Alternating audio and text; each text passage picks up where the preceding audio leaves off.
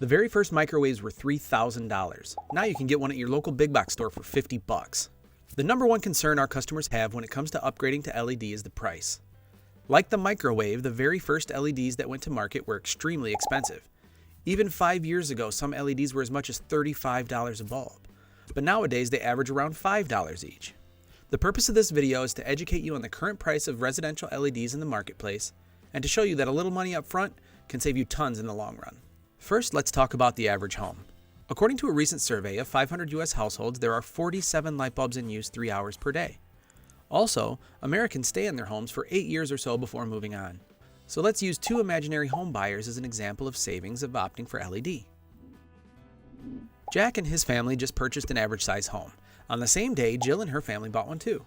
Jack thinks he's all about saving money, so he filled his house with the cheapest incandescent bulbs money can buy and spent only $65. Jill heard about the energy savings of LEDs, so the day she moved in, she popped for all LED, which cost her $260.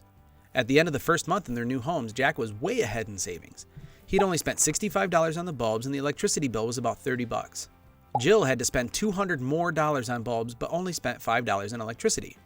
As you can see, Jack will be ahead for quite some time, but around 8 months later, they have spent the exact same amount of money to brighten their homes. Now is when Jack starts to regret his decision.